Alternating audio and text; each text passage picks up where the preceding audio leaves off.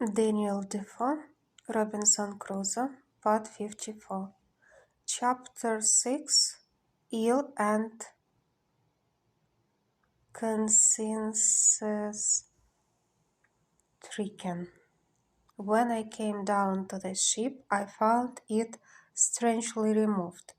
The forecastle, which lay before buried in sand, was heaved up at least 6 feet, and the stern, which was broke in pieces and parted from the rest by the force of the sea, soon after I had left rummaging her, was tossed as it were up, and cast on one side, and the sand was thrown so high on that side next her stern that whereas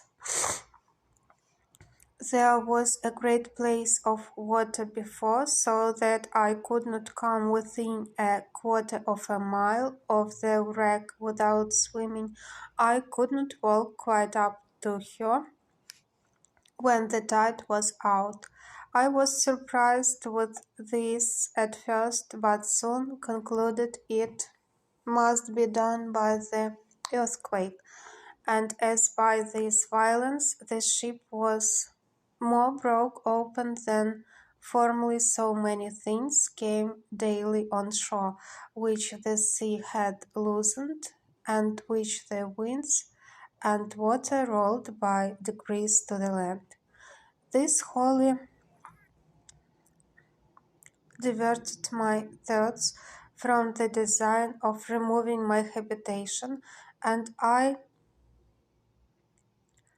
busied myself mightily that day, especially in searching whether I could make any way into the ship. But I found nothing was to be expected of that kind, for all the inside of the ship was choked up with sand. However, as I had learned not to despair of anything, I resolved to pull everything to pieces that I could of the ship, concluding that everything I could get from her would be of some use or other to me. May 3rd. I began with my saw and cut a piece of beam through which I thought held some of the upper part of quarterdeck together, and when I had cut it through, I cleared away the sand as well as I could from the side which lay highest, but the tide coming in, I was obliged to give over for that time. May 4th.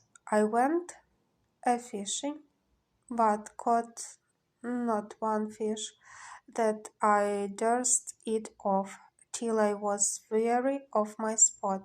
When just going to leave off, I caught a young dolphin.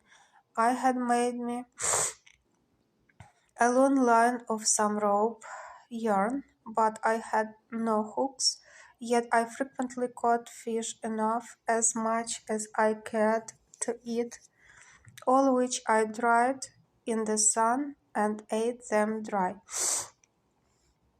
May 5th. Worked on the wreck, cut another beam asunder, and brought 3 great fir planks off from the decks, which I tied together and made to float on shore when the tide of flood came on. May 6. Worked on the wreck, got several iron bolts out of her and other pieces of ironwork, worked very hard and came home very much tired and had thoughts of giving it over. May 7th. Went to the wreck again, not with an intent to work, but found the weight of the wreck had broke itself down, the beams being cut, that several pieces of the ship seemed to lie loose, and the inside of the hold lay so open that I could see into it but it was almost full of water and sand.